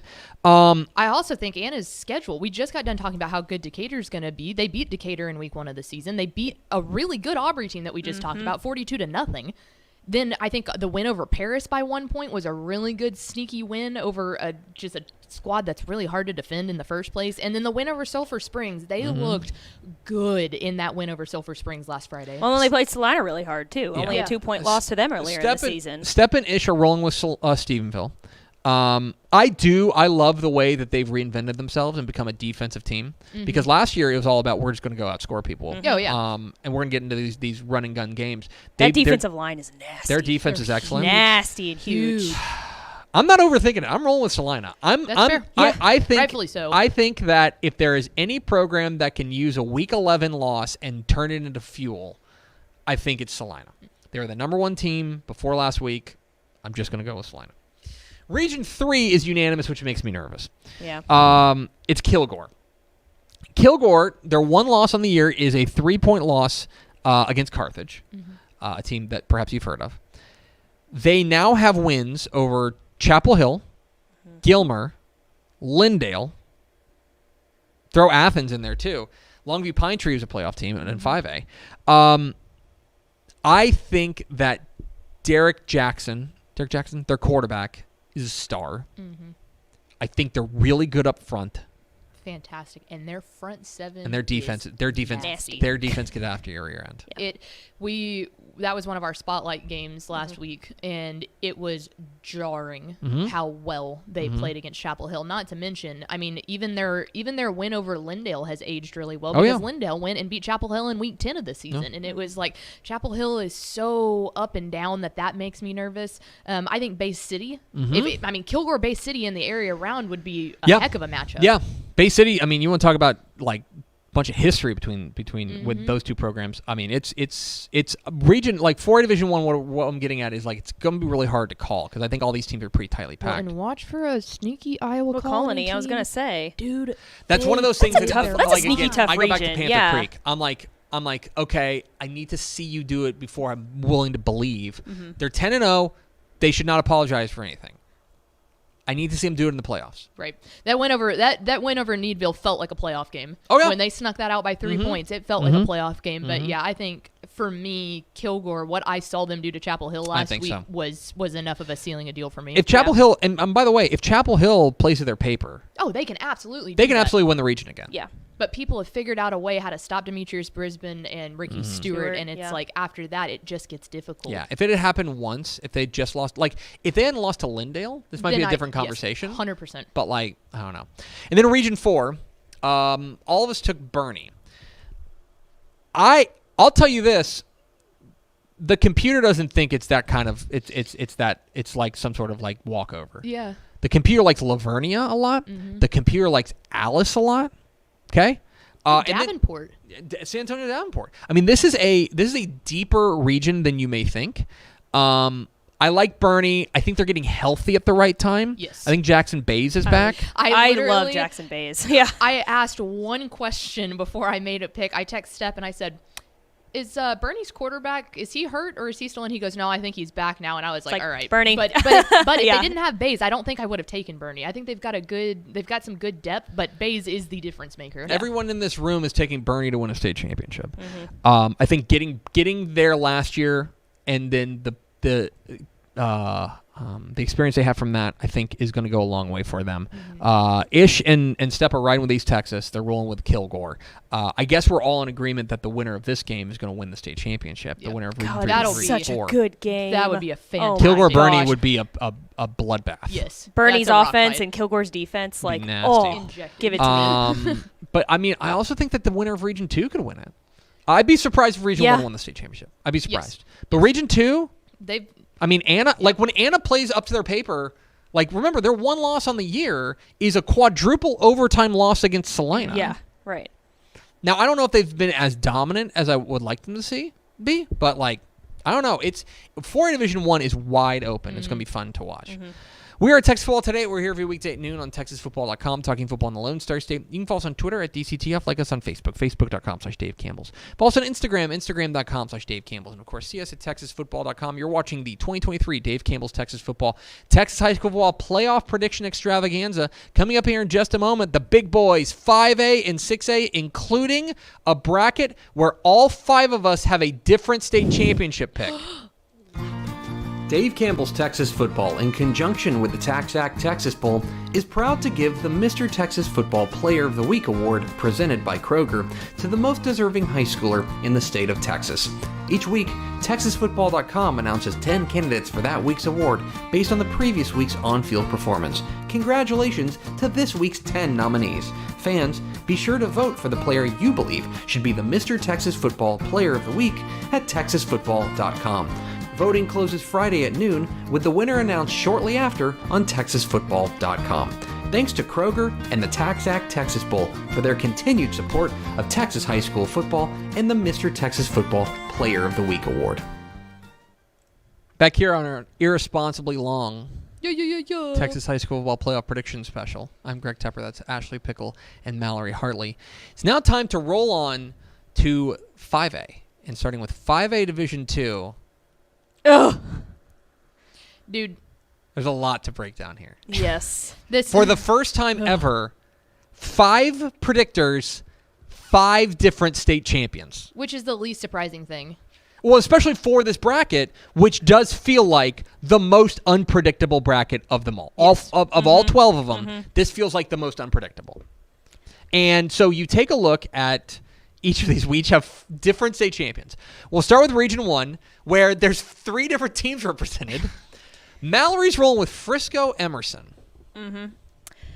I think this is kind of like a hipster pick for me. I really love this team just from what they've done and Coach Miller has done the past 2 years, this being a new program and all. But I really think that this is a team that is filled with a different type of playmakers. And they've got a lot of depth, too. Yeah. They're sitting atop of the Region 1 bracket, right? Yeah. So they have an easier path than I think that Colleyville Heritage will have. Yeah. So Emerson would get, to me, if they can get by Grapevine, that's their biggest test. What it is for me for Emerson, it's twofold. One, how worried are you about what was a falter at the end, right? Where they lose. Basically, I think they let one loss beat them twice. Yes. Like they lose to Argyle and then they lose to Lake Dallas. Right. How worried are you about that? The other thing is, I think you're right. If they beat Grapevine, and that is not an easy task, they might be underdogs in that game. They beat Grapevine, regional final feels really doable. Right. Yeah. Now there's nothing else standing in their way. They might get a rematch with Lake Dallas, which they lost basically on the last play, or they might see a team like Wichita Falls Rider, which is a good team and playing with a lot of emotion because it's their last program. But and here's the thing too: if they meet up with Argyle again, I could see that completely going in Frisco Emerson's way. Yes. That's one where that game was so close. I think that could definitely be it's tough to beat a good team twice, and it could roll in Emerson's favor. Yes, I think that is that's fair. Okay. Then, let's go with... Sorry, somebody emailed me something. Pickle, you and I are in lockstep here. This has got to quit happening. I'm sorry. We like Argyle, which, in my opinion, is the chalky pick here. Yes. Yeah, I think so. My biggest concern about Argyle at the beginning part of the season, obviously they lose one to Melissa, they lose one to Lovejoy. Those are both bigger classifications, no, not bigger classifications, not one of them at least. Anyway, they lose those, and it was like, oh my God, they lost so much on defense from last year's state semifinalist that I didn't know if they could pull it together. Their defense has turned around. Yes. The win over Frisco Emerson was a big one, but I just think that the defense is looking like a better unit. They have the offense to be able to score. I think that this region comes down to if Argyle and Colleyville Heritage were going to meet up in the regional semis. That would be, I think the winner of that is the winner of this region, but I'm going to give Argyle the edge because I think their defense has come into form. Yeah, I think you're right. 1A division, or rather in Region 1-ish and Step are going with Colleyville Heritage. I think we are all in agreement that it's District 3 or District 4, and that's the real thing to keep an eye on here would be District 3 or District 4. To Region 2 we go. Okay. WTF, tell me about Lovejoy. Dude, it was the win last week over Melissa for me. Yeah. I mean, that was so solid. I mean, they absolutely came out and punched them in the mouth. That was my solidifier for me. I had no idea who to pick here. This one was hard for me. There was quite a few reasons that made it hard. I kept going back and forth between Lovejoy, between Melissa, between South Oak Cliff, and then even Midlothian Heritage, which I think is a really good one. But I think that the reason that I decided to go with Lovejoy is because they are on the bottom side of the bracket and everybody else is at the top side. Exactly. Because I think Melissa and South Oak Cliff in the area round is an unbelievable game, and obviously someone has got to lose that, and I think Lovejoy would be able to beat either of those squads again, because I don't think that the win against Melissa was some sort of a fluke. I think that Lovejoy went out there and actually destroyed them. No, I think you're right. From the jump. Yeah, their only loss is to a obviously a very tough North Crowley squad. Yeah. So absolutely. Very understandable. Well, and I've been so bullish on Lovejoy the past couple years because I feel like they should be the favorite in almost every game that they play, and then they look soft. Right. Like they look like they don't want to go out there and never hit live anybody. Yeah. And that win against Melissa looked like, hey, shut up. We're not soft. Quit saying I agree. it. Yeah. Ish, So they shut me up. Ish and Step are have the courage to take the 2-time defending state champion South Oak Cliff Golden Bears. So glad they So went out on a hard. limb. I know. Again, you can just say they're just following the same script as last Yeah. year, which was they lose some games early, everyone kind of forgets about them, and then they get right, and suddenly defense has been looking outstanding. The offense looks like it might be better or at least more reliable than it was last year. I think you're absolutely within your rights to take South Oak Cliff. I am going to go with Melissa. I think I think that Melissa is the team that matches up best with South Oak Cliff. I think that if they get another shot at Lovejoy, it's hard to beat a good team twice. I like Melissa. I'm not gonna let one result in week 11 sway me from 9 other results. That's basically what I'm like 9 other weeks. So that's basically where I'm saying, because remember, this is a Melissa team that has a 36-point win over Argyle and a 30-point win over China Spring. I'm not going to let one loss sway me that much. So, but tough game against White House in the opener. I'm trying to think of any other teams in Region 2 that are worthy of. Midlothian Heritage is a team that is certainly worthy of mentioning on this short list. I think Texas High too. So Texas High. He's kind You of got me going. Yeah. You winded up the toy here. Texas High was going to be the super hipster team in Region 2. Exactly. Until they went into Week 11 and laid an egg in Week 11 against Longview Pine Tree. Did I not mention that game on WTF last week? You I was did. like, This is also the one that says, I'm not going to let a Week 11 loss sway my opinion. True. blah, blah, I don't blah, True. blah, know. blah. Yeah, Right. but it was that, like, to me, like, it's one thing to be playing a really good team like Lovejoy. Oh, yeah. Pine Tree is just like, they're a good team, but they're not. Pine Tree wasn't even expecting to make the playoffs Right. at that point. Right. Anyway. Region 3. WTF is rolling the Lions, the I Lake like Creek 'em, man. Lions. They're really good. They're if you take a look at our new rankings, which nobody cares about, they're the new number 1 team in 5A Division 2. Well, and they've been in close games too this year too, and they know how to win in crunch time. Which, of course, when it comes to the playoffs, that's a huge deal. No, absolutely. Tyvon Byers and their defense. I think the real difference for them has been, I think their defense has made a big step. They've always been able to score, and certainly, I mean, the numbers are impressive, 49 points a game. But the defense, I think, is taking a step. Well, and that was the thing last year. I mean, we talked to I remember talking to Coach Pat Kennedy on Valley and saying, like, man, your defense finally starts kind of stepping up here in the latter half of the season. The fact that defense has stepped it up, I think that I think that's enough to push them through. Yeah.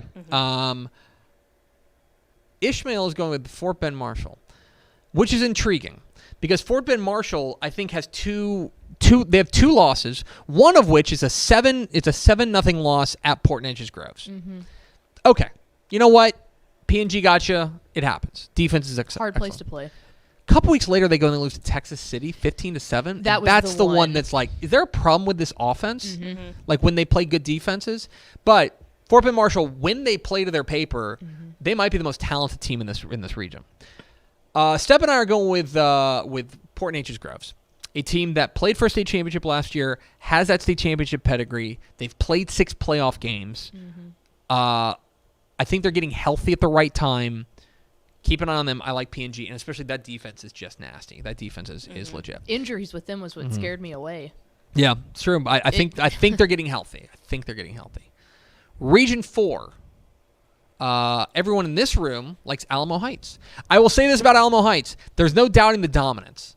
They are beating their opponents by an average score of 60-17. But have they been battle tested? That's the question. Battle-tested, Like, exactly. That's why I kept going back and forth and back and That's forth. that's the thing with Alamo Heights. So the problem with Alamo Heights, not the problem. The problem is they're in a 10-team district, and so they have You have to one play. non-district schedule, one non-district game, which is Seguin. And honestly, they didn't play great in that game. No, they did not. Now, they are a lot better than their district, and I think they're getting better, and I think that offense is legit.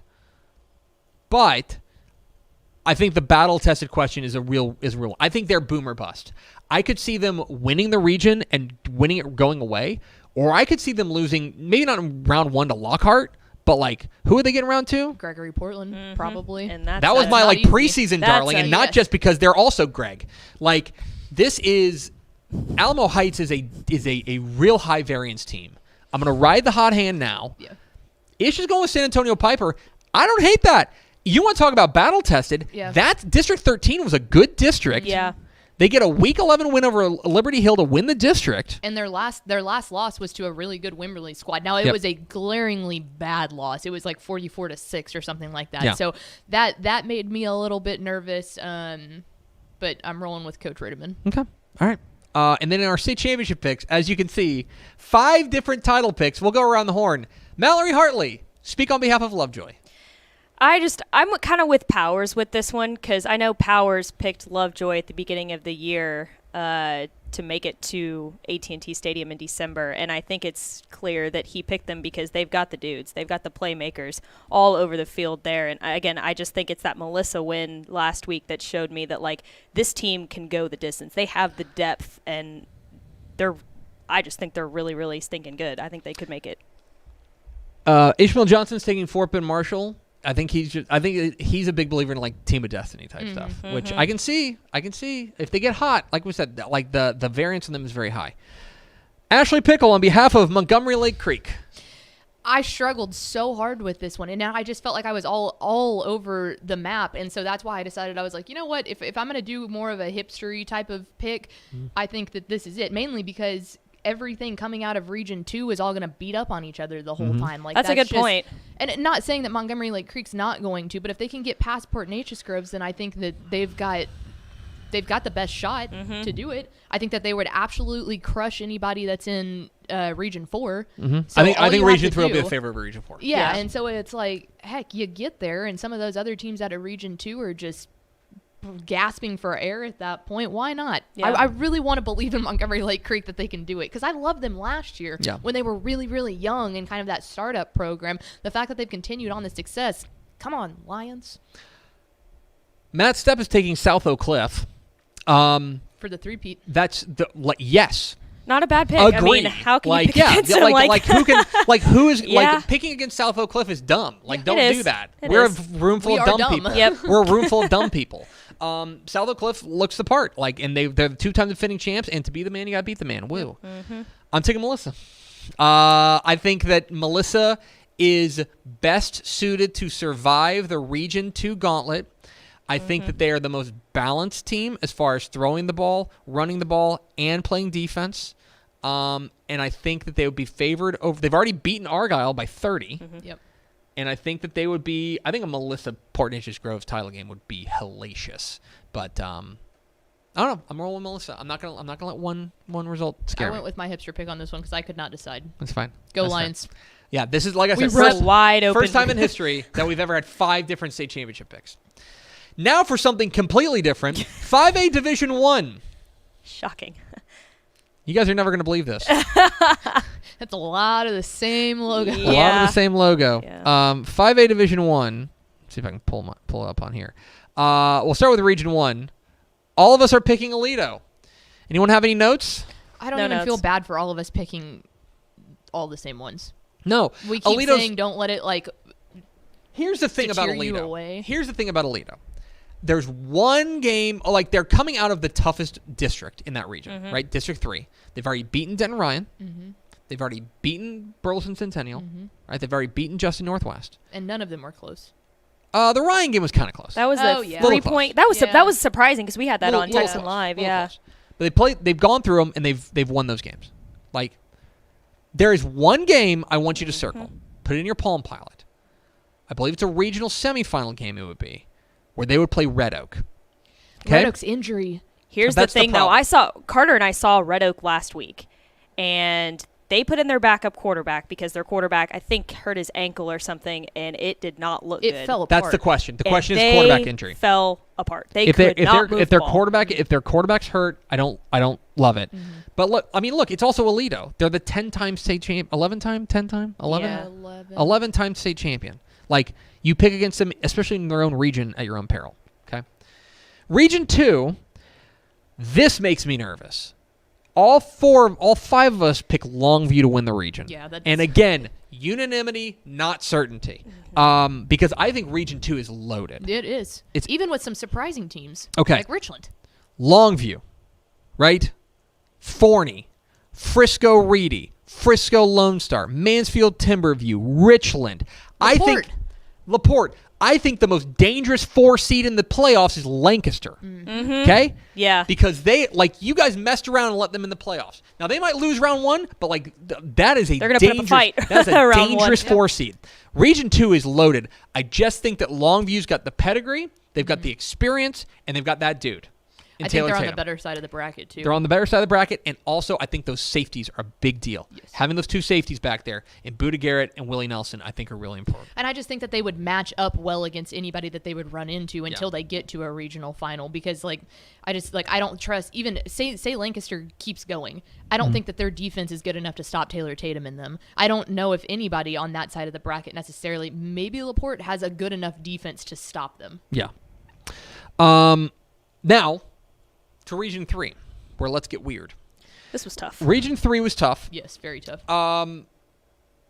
Mallory and Stepp are taking Smithson Valley.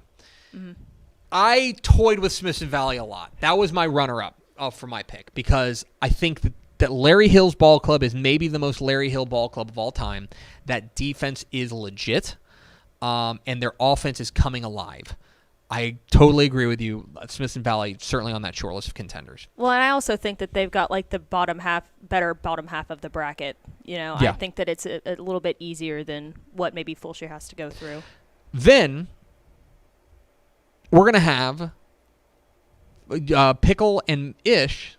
You and Ish agree. I'm gonna say that out loud again. No, please don't. Weren't you on the Fulshire train On last year? Fulshire. I was. You and Schmale? He's hopped on now, but Yeah. I was. I love this Fulshire team.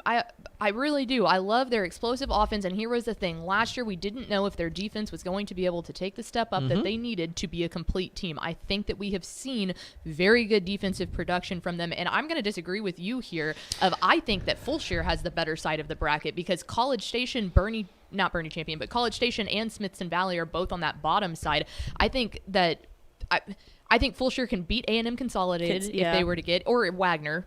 That's kind of up in the air. I think maybe the biggest test would be New Braunfels Canyon. Yeah. Possibly out of that top side. Galveston Ball was great last year. I don't think Galveston Ball's interesting. Yeah, I don't think that they're not near as good as they were last year. Right. But I think Fulshire has the better side of the bracket, and then they would get to a Smithson Valley College Station, which would be an absolute rock fight of a regional semifinal game. So I'm taking College Station because I have the courage to pick a team that's been in the title game the last 2 years. Yeah. Are we just forgetting about College Station? Yeah. They're 9-1. They lose their opener to Lovejoy, which is a game that has aged pretty well, right? They lose their opener to Lovejoy, and then we all like to say, "Oh, well, never mind. College Station's broken. Okay, bye forever." No, I love me some Aiden Martinez Brown. I'll give you that. College Station is really good, and they're coming off a really impressive win over A&M Consolidated. I think this team is legit. Now, the opener against Champion That's what gives me a small amount of pause. because I think they're going to overlook Champion. I don't think Champion's not the best team, obviously, in Bernie, but that makes That's me an nervous. easy look-ahead game to Yes, the next round. So much. Yeah. So much, because then you're looking at probably Magnolia, and then right after that would be Smithson Valley. I think that College Station bullies people up front, and Smithson Valley can absolutely play with that. And that's why I was Totally I'm agree. going Fulshire, because one of those two teams has to lose. I agree. I think that's fine. I think those are the 3 teams that I would put on a short list of contenders in Region 3. Yeah. Galveston Ball is interesting, but I don't know if they're tested. That's the problem. I worry we're running into a similar situation last year. And there's Region 4. Folks, 956. we're unanimous on PSJA North. And again, unanimity does not mean certainty. Because I came this close to picking Miller. Yep. But here's the difference. I'll tell you the difference. Well, it's twofold. One, they've already beaten them last year in Corpus, and this year the game's in FAR. Remember, PSJA North, they get the return match with all the Corpus teams. Okay? 2, they got such a huge favor. They need to be sending a Christmas card. They need to be sending an edible arrangement to Victoria East. Yep. Because Victoria East beat Corpus Christi Veterans Memorial and took the 2nd seed, which means PSJA North will not play a Corpus team until the regional 3rd semis. round instead of the 2nd round. It's supposed to Edinburgh Vela, who's going to take on Corpus Christi Miller in the second round. Yeah. More than likely. So, to me, that's a huge difference. Yep. And I don't know. PSJA North looks like the best team in Region 4. Now, we thought maybe they were last year, but that game was, I think, being in the Valley for these games is a real difference maker. That's why I chose them. Yeah. The point blank, I said, when I saw the Victoria East thing, I was like, okay, that at least gives them another round. Because last year we were getting to area and we knew that it was going to be Edinburgh Vela and Vets and then Miller and PSJA North. And it was like, okay, someone hopefully will get past this, but we'll see. And it did end up happening. But the fact that it's a week out extended, plus you get an extra week to pack far, I think the fact that it's in the Valley was the deciding factor. Like, for that's me. the thing, is that they're going to play, they open their playoffs with, let me look at the play. They play Donna in the Valley. Then they're going to play either Victoria East or Medina Valley. They'll probably, I don't know if they'll flip for it, but they will be favored in either one of those games. Maybe they'll play in Corpus if they play Victoria. But they'll be favored in either one of those games. Their next 2 games, presumably against Corpus Christi Vets, or, and then against either Miller or Vela, they're not leaving the Valley. Right, and when's the last time that really, I mean, even from the Corpus team perspective, they don't ever have to travel much further than like San Antonio, which is not that far of a trip. Right. You know, it's about 3 hours down to the Valley rather than the 2 hours up to San Antonio. So we like PSJA North. And then all of us like PSJA North to win the state champ. That's not true. Yeah. It's an Alito sweep. All of us like Alito. I don't know. I just I'm not picking against Hoss Haney and Hawk Patrick Daniels and Davon Keys and like a defending state champ that has looked just dominant. Like, they showed one bit of weakness against Ryan, and that's it. And I honestly think they might have overlooked Ryan a little bit Yeah. just because I think of the so, fact too. that Ryan had been down. They had that I think maybe loss that's to- they came in with a little extra vinegar or something like that. So anyway, there's 5A Division 1. One last classification, folks, as we roll into minute number 89 of this podcast. To 6A, and we will start with 6A Division 2. Let's talk about it. There's our predictions. You can find all the predictions and everything you need, playoff brackets, pairings at texasfootball.com/playoffs. We'll start with Region 1 in 6A Division 2. And really what's interesting is 3 of us are on Byron Nelson.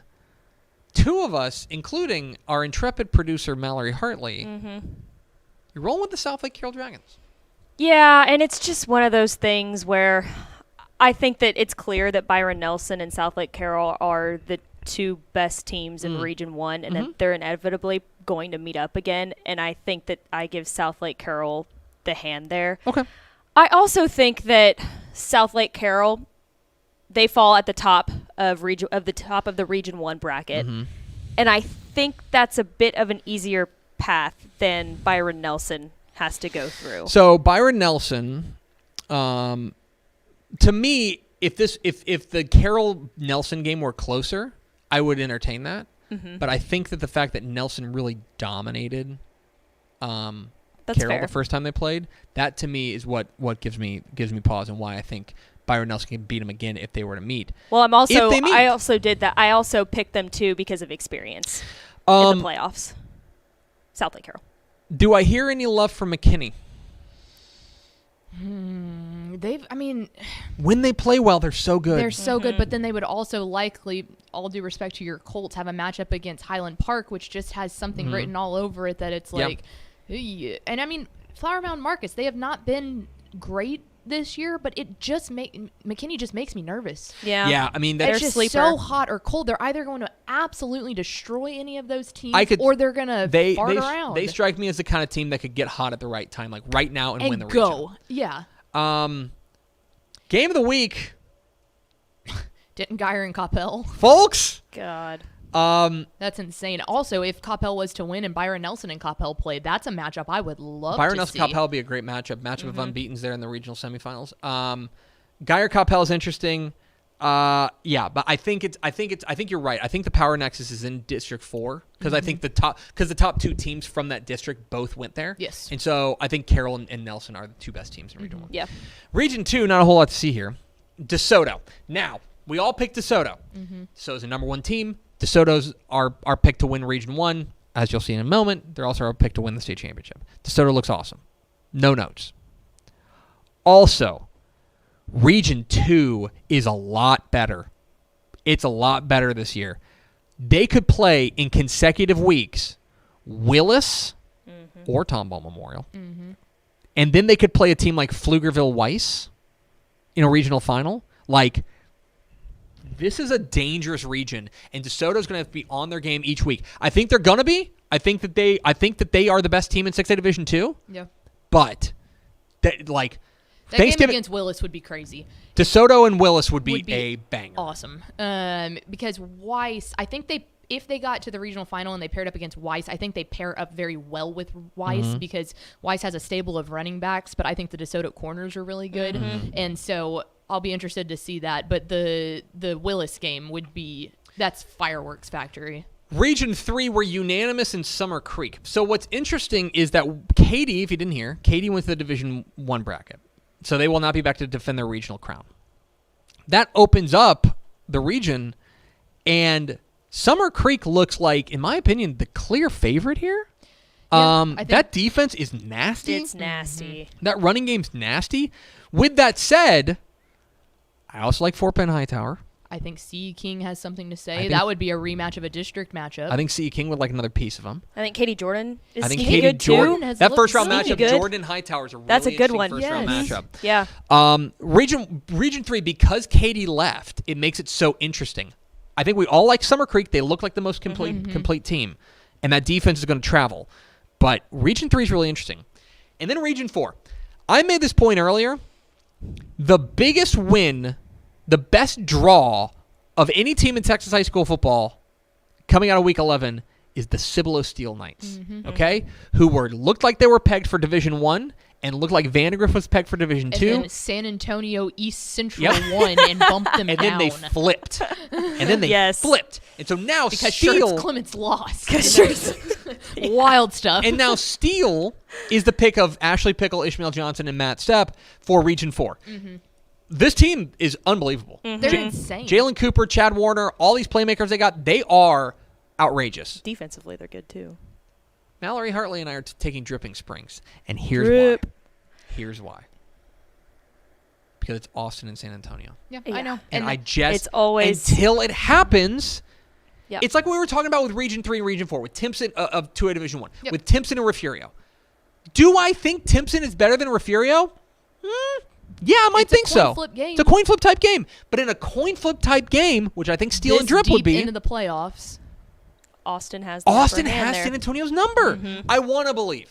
Yeah. I want to believe. But Dripping Springs, by the way, is certainly good. They have a win over Lake Travis. See, I went Cibolo with still lost to Lake Travis. I went with my logical thing in 2A Division 1, so I had to go with my heart in this one, and that's why I think you want it to happen, and that's nothing to do with Dripping Springs. They just happen to be the one that it would be done to. You just want to see a San Antonio team push through, and I remember last year watching Steele in week 1 of the season, and then now this year it was like, okay, this is a young team. They're going to get much better, and they're huge. They are massive, and I think that could really affect the play against Dripping Springs. I'm putting my eggs in the Cibolo Steel basket. I think Steele is... aside from DeSoto, there's an argument to be made they're the most talented team in this bracket. Yes, I think so. And if it's going to be if it's going to be a San Antonio team, it's either going to be them or it's going to be Smithson Valley and the one we talked about beforehand. And I think Cibolo Steel has a better matchup to beat an Austin team than a DeSoto Cibolo Steel matchup would be a rematch of the 2016 title game. We all picked DeSoto to win the state championship.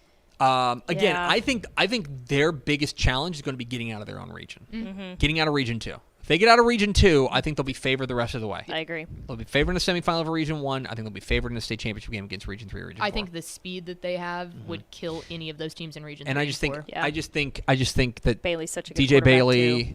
and Booby Feaster and Yeah. Dalen Singleton and just the playmakers. And if they get Tiger Ryden back, watch They're out. lethal. Anyway, that's it. We'll end the show there. The granddaddy of What them if all. we stopped? And join us tomorrow on Texas Football Today. For 6A Division 1. Let's finish it all off with the granddaddy of them all, 6A Division 1, the largest classification in the state of Texas. And here are our picks for 6A Division 1. It's actually less interesting than like you might think. And I think part of it is because there's some clear favorites. Region 1, there's 4 brave souls who like North Crowley. Ray Gates. And that is Mallory Harley, Ishmael Johnson, Ashley Pickle, and Matt Stepp. You guys are on the Panthers bandwagon with North Crowley. Yeah. I really like this team. This is another one where I thought that they were a year early last year. I mean, Ray Gates has been here for 2 years. He's gone 2 undefeated regular seasons. I went back and forth between Prosper Yeah, I did too. and North Crowley, and I could not make up my mind. I finally decided to go with North Crowley, but I think that is as much of a coin flip game as any of these ones that we would talk about. And what really stinks is that would be a regional semifinal matchup. I think North Crowley just has so many playmakers at so many different positions, too. They have the upper hand in almost anything. And then Their they beat defense, a really they're- good Lovejoy team, too. Their secondary is nasty. Uh-huh. Their secondary is very impressive. I They're watched big, that full too. game against Crowley last week, and, I mean, they had 5 picks. Their secondary can get theirs. And that's not a Crowley team that sucks. Like, that's a Crowley team that's done It's a pretty good team, well yeah. this year. They're a yeah. little banged up, but yeah, you're right. Prosper, my pick in Region 1, has been in the regional final in each of the last 4 seasons. They beat North Crowley by 14 last year. I'm just going with history. I'm just not overthinking it. I'm just going with history. I like Prosper to make it back to a state semifinal. Region 2. Duncanville. Are we familiar? The reigning state champs get the unanimous nod in 6A Division 1 Region 2. And I'd love to say something snarky and say, oh, no, actually, this is the team that's going to stop them. The people that would come the closest is the Woodlands. The Woodlands is a team that's interesting, but I think they're going to Yes. body them. Now, Spring Westfield's interesting. It's a team that gave them a run last year. Can they do it again? They match up well stylistically. Yes. That's where the downfall of the Woodlands would be. Yes. Duncanville knows how to defend a team that has a really good quarterback. Duncanville just like they run through you, and so I think Duncanville is going to use that win or that loss to DeSoto to fuel them forward. Klein Cane and Bridgeland is a really good. I was by just about to district say matchup. that. Klein Cane I Bridgeland is like awesome. that. That's a good by district. Klein Yeah. Cane and Bridgeland is a lot of fun. Then there's Region 3. Now, Region 3 gets more interesting because Katie's there. Katie's there. Because Yeah. Katie moves in. And so as a result, you've got Cy-Fair, you've got Katie, you've got North Shore, you've got Deer Park, who's a 9-1 team that's playing North Shore in the first round. Do not sleep on that. You got Fort Bend Ridge Point, you've got Atascocita, you've got Pearland, you've got Dickinson, That's which is a a gauntlet. banging first round matchup. Shadow Creek, Katie Tompkins. but it's North Shore. Yes. Unanimously, all of us think North Shore is the favorite to make it back to at least to a state semifinal. Because their toughest test is going to be Katie in the regional semis. In the regional semifinals. They could go Katie in the regional semifinals and then Probably Atascocita. probably a rematch with Atascocita, but they beat Atascocita by 28-6. And Atascocita beat Katie this year. Yeah. So I think North Shore with DJ Bailey, not DJ Bailey, Caleb Bailey. Caleb Bailey.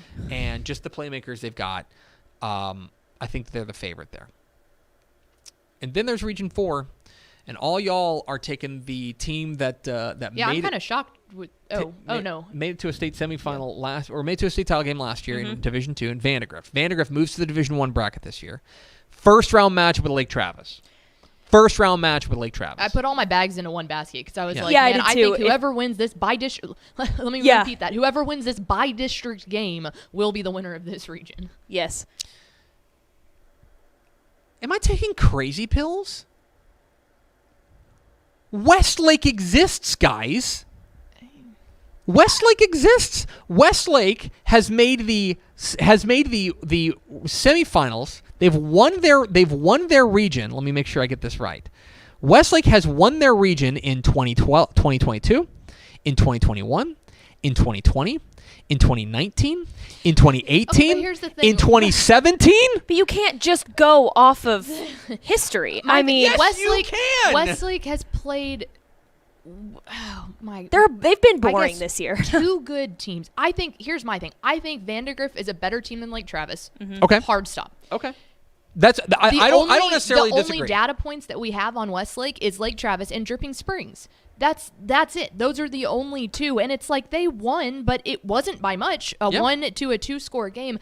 I think Vandergrift is better than Lake Travis, and I think that they are better than Westlake. Okay. I think that's fair. I think pen and paper, I that's think fair. they're better I than like Westlake. Vandergrift a lot. Okay, I think they get better. I think their offense is better. I do not know that I can pick against a Westlake defense in Region 4.